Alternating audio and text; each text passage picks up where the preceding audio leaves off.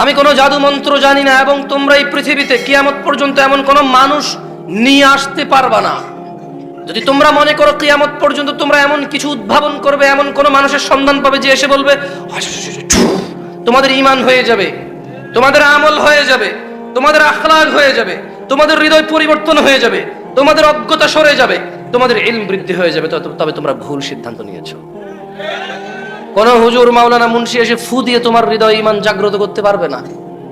সর্বোচ্চ কিতাবুল্লাহ, আল্লাহর বই থেকে, সুন্নতে মুহাম্মদ সাল্লাল্লাহু আলাইহি সাল্লামের জীবন থেকে তোমাকে কিছু আদর্শ দিয়ে যেতে পারে, নিষেধ দিয়ে যেতে পারে, আদেশ করে যেতে পারে। ওটা তুমি অবলম্বন করলে তোমার সংশোধন হবে। যদি তুমি অবলম্বন না করো, এরকম রাত দিন 24 ঘন্টা যদি ওয়াজ শোনো, মাহফিল শোনো, মক্তবে যাও, মাদ্রাসায় যাও, দেখো না মাদ্রাসার ছাত্র প্রেম করে, যে দেখো না কেন করে, ও মাদ্রাসার ছাত্রী প্রেম করে কেন করে? কারণ ও ওখানে পড়তে যায়, আমল করতে যায় না, মুখস্থ করতে যায়, শিখতে যায়, ও পরীক্ষায় পাশ করতে যায়। এটা যে জীবন ব্যবস্থা, এটা দিয়ে যে জীবন চালাইতে হবে, এখানে যা না আছে তা করা যাবে না, এখানে যা হ্যাঁ আছে তা করতেই হবে। যত ঠান্ডা হোক অজু করতে হবে, বাপ মরে গেল অজু করে যা নামাজ পড়তে হবে, যতই দরিদ্রতা হোক, সচ্ছলতা হোক, অসচ্ছলতা হোক, দান করতে হবে। এটা হচ্ছে ইসলাম, শিখবে এবং করবে। কিন্তু ওই বাচ্চাকে শেখানো হচ্ছে তুমি মুখস্থ করো, পরীক্ষা দাও, পাশ করো। ও মুখস্থ করে, পরীক্ষা দেয়, পাশ করে, প্রেম করে, জানা করে, গান শোনে। কারণ ও ওখানে মুখস্থ করতে যায়, জীবন কিভাবে চালাইতে হবে এটা করতে যায় না ও। এই জন্য স্কুল টিচার ঘুষ নিয়ে শিক্ষক নিয়োগ দেয়, এই জন্য মাদ্রাসায় ঘুষ নিয়ে শিক্ষক নিয়োগ দেয়।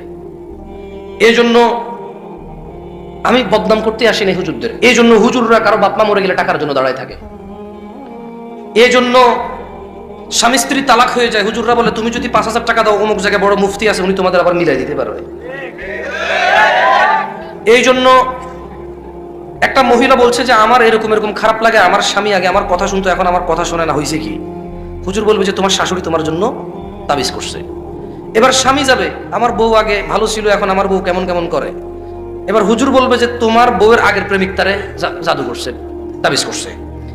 এইবার শাশুড়ি যাবে, আমার জামাইটা মেয়ের কথা শোনে না, শাশুড়িকে বলবে আপনার মেয়ের আগের প্রেমিকা তাকে প্রেম করে রাখছে, এটা অনেক আগের, তাদের এখনো বান কাটতে হবে আপনি। মানে যখন কেউ বলে তাবিজ করছে, ছেলের বউকে বলে তোমার শাশুড়ি করছে, ছেলেকে বলে তোমার বউরে তোমার আগের বউয়ের আগের প্রেমিকা করছে, ছেলের শাশুড়িকে বলে আপনার জামাইয়ের আগের প্রেমিকা করছে। এই জন্য হুজুর শিখছে, কিন্তু হুজুর মানে নাই। হুজুর কি করে নাই? মানে নাই। এই জন্য হুজুর নিজে দিন সম্পর্কে মসজিদের সভাপতি হয়, মাদ্রাসার সভাপতি হয়, নিজের বাচ্চাদেরকে নামাজ পর্যন্ত শিখায় নাই।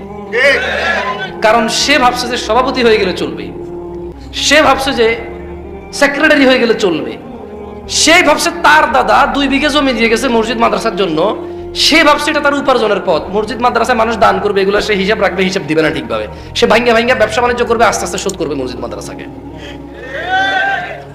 তার দাদা দিয়ে গেছে আল্লাহকে, সে সেটার মধ্যে রাজত্ব করবে। কারণ সে দিন জান্নাতে যাওয়ার জন্য শেখে নাই। এই যারা ওয়াজ করায় তাদের উদ্দেশ্য কি আসলে বলতে পারেন? নিশ্চয়ই তাদের উদ্দেশ্য এই পুরো গ্রামের মানুষের হিদায়াত। তাহলে সে নিজেকে কেন করছে না? ওর কেন টাকনুর নিচে প্যান্ট? ওয়াই টাকনুর নিচে প্যান্ট পরলে আল্লাহ কিয়ামতে দয়া দৃষ্টিও করবে না, দয়াও করবে না। এভাবে দয়া করে আল্লাহ সুবহানাহু ওয়া তাআলা রহমও করবে না, রহমের দৃষ্টিতে তাকাবেও না টাকনুর নিচে প্যান্ট থাকলে। মাহফিল কমিটি পুরো গ্রামবাসীকে দাওয়াত দিল। মাহফিল কমিটি, আপনাদেরকে বলতেছি না নিজের উপর নিয়েন না, এটা পুরো বাংলাদেশের ঘটনা, বুঝছেন? এটা আপনি নিজের উপর নিয়েন না। মাহফিল কমিটি টাকা খরচ করে মাইকিং করলো, এক বিরাট ওয়াজ ও মেলার মাহফিল। দোকান টোকান তো ওঠে, এখানে উঠছে কিনা আমি জানি না, এখানকার কথা বলছি না, আমি 90% কথা বলছি। কেমন মাহফিল কমিটির লিফলেট ছাপাইলো। মাহফিল কমিটি দূর থেকে একজন বড় আলেম বক্তা, মনে রাখবেন এই যে আমি এখানে কথা বলতেছি শেষের মানে না যে আমি বড় আলেম, একটু আগে যিনি কথা বলে গেছে আমি ওনার ছাত্র হওয়ার যোগ্য না। কিন্তু আপনারা ডিসাইড করতে পারেন না কে ভালো আলেম, এই জন্য আপনারা যাকে যার কথা শুনতে ভালো লাগে তার কথা শুনতে যান। কেউ গান গায়, কেউ গজল গায়, কেউ সুন্দর করে কৌশল করে কথা বলে, আপনারা সেই প্রেমে পড়ে যান। আপনারা কেউ ইলমের প্রেমে পড়েন না। যদি ইলমের প্রেম হইতো আপনাদের, যদি নলেজ সিকিং হইতো, যে আমি জ্ঞান শিখবো, ভালো মন্দ সম্পর্কে জানবো, তাহলে একটু আগে বেশি মানুষ হইতেন, এখন হইতেন না। এটা প্রমাণ করে আপনাদের ওই উদ্দেশ্য নাই। আচ্ছা, এখন মাহফিল কমিটি মাইকিং করলো, ব্যানারিং করলো, পোস্টারিং করলো, এখানে স্টেজ করলো, কেন? ভালো মন্দের। আমি আজকে আপনাকে গ্যারান্টি দিয়ে বলি, আজকে জুমার দিন না, গতকাল বৃহস্পতিবার এই মাহফিল কমিটির ইম্পর্টেন্ট ব্যক্তিত্বরা দাঁড়িয়ে কাটছে। কারণ আজকে জুমা। আজকে জুমা তো বাংলাদেশে তো মানুষ আল্লাহ নবীর সুন্নতকে শেভ করে বৃহস্পতিবার রাত থেকে জুমার আগ পর্যন্ত। জুমা কি দিন? জুমা কি কিয়ামতের দিন? জুমা কি দুরূদ পড়ার দিন? না, জুমা হলো শেভ করার দিন আর দাওয়াত খাওয়ার দিন। আল্লাহ নবী বলে গেছে জুমা হচ্ছে দুরূদ পাঠের দিন। কিসের দিন? জুমা। কিয়ামত হবে, পৃথিবী চূর্ণ বিচূর্ণ হয়ে যাবে জুমার দিনে। জুমার দিন কিয়ামত হবে। আল কারিয়া, মহাপ্রলয়। মাল কারিয়া, মহাপ্রলয় কি? ওয়ামা আদরাকা মাল কারিয়া। ও মুহাম্মদ ইবনে আব্দুল্লাহ সাল্লাল্লাহু আলাইহি ওয়াসাল্লাম, ও আব্দুল্লাহর পুত্র মুহাম্মদ সাল্লাল্লাহু আলাইহি ওয়াসাল্লাম, আপনি কি জানেন মহাপ্রলয় কি? আপনি কি এটা জানেন? আপনি ইয়াউমা ইয়াকুনুন নাস কাল ফারাশিল মাবথুস, মানুষ সেদিন হবে বিক্ষিপ্ত পতঙ্গের মতো। এটা জুমার দিন। মানুষ এই যে এটা ঘুরতেছে পতঙ্গ, দেখতেছেন? এই যে দেখতেছেন, এটা উড়ে দেখতেছেন? মানুষ এরকম কীট পতঙ্গের মতো বিক্ষিপ্ত হবে সেদিন। ওয়া তাকুনুল জিবাল, এবং এই খাগড়াছড়ি বান্দরবানের যে পাহাড় রয়েছে, সৌদি আরবের রিয়াদ টু মক্কা 800 কিলোমিটারের যে পাহাড় পর্বতগুলো রয়েছে, এভারেস্ট, হিমালয়, অথবা পৃথিবী এখনো জানেই না কত বড় বড় পাহাড় আছে। ওয়া তাকুনুল জিবাল, আর সমস্ত পাহাড় পর্বত হবে রঙিন ফসলের মতো। এটা জুমার দিন, যেই দিন এই পাহাড় সমূহ চূর্ণ বিচূর্ণ হয়ে যাবে, রঙিন ফসলের মতো হবে। এটা হবে জুমার দিন। আল্লাহ নবী বলল তোমরা এই দিনে বেশি বেশি দুরূদ পড়ো। আমরা এই দিনে শেভ করি, এই দিনে দাওয়াত খাই, এই দিনে গান বাজনার আসর করি, এই দিনে সিনেমা নাটক রিলিজ করি যাতে মানুষের ছুটি আছে সবাই বসে বসে দেখবে। জুমার দিন সিনেমার দিন, জুমার দিন শেভ করার দিন, জুমার দিন প্রেমিকাকে নিয়ে পার্কে যাওয়ার দিন। জুমার দিন এখন আর দুরূদের দিন নাই। জুমার দিন এখন আর কোরআন তেলাওয়াতের দিন নাই। জুমার দিনে সূরা কাহফ পড়তে হয়, আর এখানে উপস্থিত 80 জন আলহামদুলিল্লাহ সূরাই পারে না, কিসের কাহফ পারবে? জুমার দিন কি আর সেটা আছে? এখানে কেন আসছেন আপনারা আমি জানি না। What's make you to come here? কিসে আপনাকে এখানে নিয়ে আসছে? What did you even come? আপনি কেন আসছেন? এই কে কথা বলে ওখানে? এই তোমার বোনের গায়ে হলুদ, বলো তুমি গায়ে হলুদে আসছো? তোমার ঘরে যদি অবিবাহিত কে থাকে তোমার আব্বাকে বলো তোমার ভাই বোনের বিয়ে ঠিক করতে আজকে রাতে তুমি ওখানে চিল্লাচিল্লি করো। তোমার নিষেধ করছে কে চিল্লাচিল্লি করতে? খালি কি আমি কথা বলবো? তোমরাও বলো, আসো এখানে বলো, চিল্লাচিল্লি করবো না বাইরে।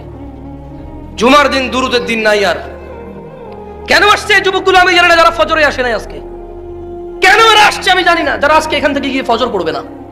এরা কেন আসছে? এদের মিথ্যা কথা বলা মুনাফিকি। মিথ্যা কথা বলা কি? কারা কারা ঈশার নামাজ পড়েন নাই? এই যে সবাই দাঁড়ায় আছেন। আচ্ছা, বসে যারা আছেন এদের মধ্যে থেকে কেউ ক্যামেরা ঘুরাবেন না, খবর সব ক্যামেরা নামান, মোবাইল নামান, মোবাইল নামান, মোবাইল নামান। মানুষের ইজ্জতের পরোয়া করেন ভাই? ওরে বেজ্জতি করে তো লাভ নাই। তোমাকে আলাদা করে বলতে হবে? কোন ভাষা বোঝো তুমি? সবাই মোবাইল নামো। যারা যারা আজকে ঈশার নামাজ পড়েন না দাঁড়ান, অসুবিধা নাই, জাস্ট একটা শিক্ষা, মানে আমাদের সমাজের অবস্থাটা একটু দেখান না। ঈশার নামাজ যারা পড়েন না দাঁড়ান না আজকে এখানে আপনারা। This is what our society right now. We belong here. এইটা আমাদের সমাজ,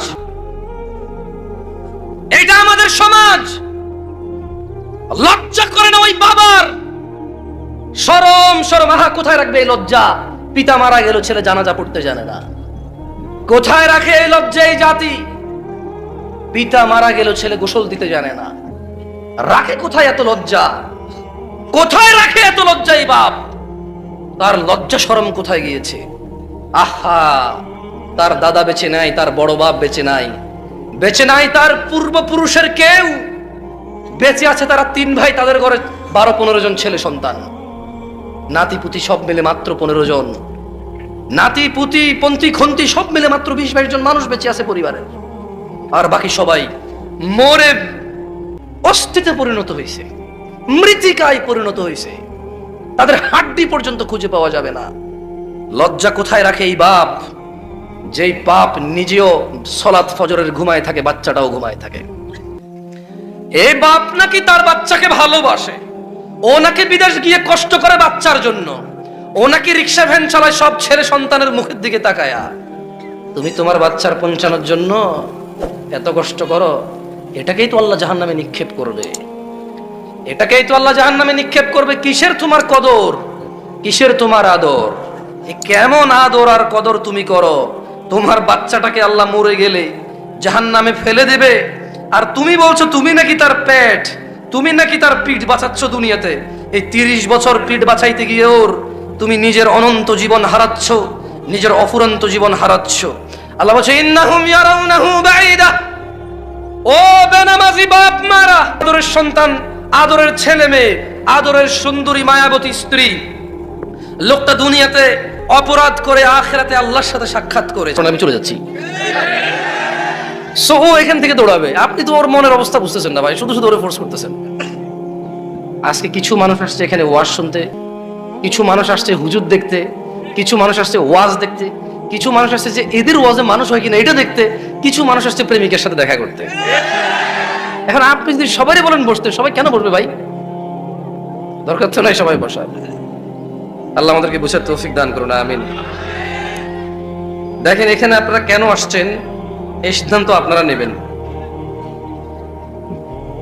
তবে এই ধরনের মজলিস থেকে যেটা নেওয়া যায় সেটা আমি বলে দিচ্ছি, বাকি নিবেন না নিবেন আপনাদের ইচ্ছা।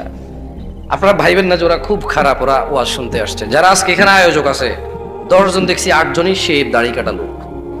আয়োজক যখন এরকম ভাবে কয়েকদিন পরে দাড়ি ছাড়া লোক এসে ওয়াজ করবে, কারণ এটা হচ্ছে নিয়ম। যে জাতি যত শিক্ষিত তাদের টিচার হয় তত শিক্ষিত, যেই জাতি যত ভালো সভ্য তাদের নেতা নেত্রী হয় তত ভদ্র নম্র আমানতদার, যেই জাতি যত উগ্র তাদের নেতা নেত্রী শাসক হয় এর চেয়ে ডাবল উগ্র, যেই জাতি যত অজ্ঞ জাহালাত বর্বরতা মানে অবলম্বন করে তাদের শিক্ষকরা, তাদের খতিবরা, তাদের মোল্লারা, তাদের মুন্সিরা, তাদের মাওলানারা আরো বেশি ওদের সাথে খারাপ হয়ে আসে। কারণ গরু যে চড়ায় ভালো রাখাল হইতে হয়। যেই গরু ওই যে এটাকে আমরা ষাঁড় বলি না, আমি গেলে এমন করবে, রাখাল যখন যায় দেখছেন ওই বেটা হচ্ছে একটু, গরু হচ্ছে একটু, এমনি ধরে নিয়ে চলে যাচ্ছে। গরু কেমনে চেনে? কারণ এই রাখাল জানে এটা আরো বড় হইলো কেমনে সামলাইতে, এটাও জানে। সো যারা আপনারা যাদের নেতৃত্বে আছেন, যাদের সমাজ ব্যবস্থায় আছেন, আর আজকে যারা বসো বসো বসো বলে, ও 24 বছর এসে আপনার কথা শুনবে না তো। ওকে ওর মা বাপ 24 দিন বা 24 মাস বয়স থেকে এটা শিখাইতে হইতো। যেটা 24 মাস বয়সে শিখবে সেটা 24 বছর একদিন আপনি বললে হবে না। ওকে ফোর্স করিয়েন না। কেমন যারা আমাকে শুনে আল্লাহর জন্য ভালোবেসে শোনে, এবং আমি যেরকম আছি এরকমই ভালোবাসে তারা আমাকে। আমি এর চাইতে বেশি পারফেক্ট হইতে পারবো না। এই পৃথিবীতে কোনো মানুষ পারফেক্ট নাই। আছে তোমরা আমার যে দোষ ধরো আমি এগ্রি করি এবং আমি চেষ্টা করি এগুলো সংশোধন করার। আমি দোষকে অন্যায়কে ন্যায় বলি না। আমার ভিতরে কমতি যেগুলো আছে আমি অনুভব করি এবং আমি ইতস্ত থাকি মাঝে মধ্যে।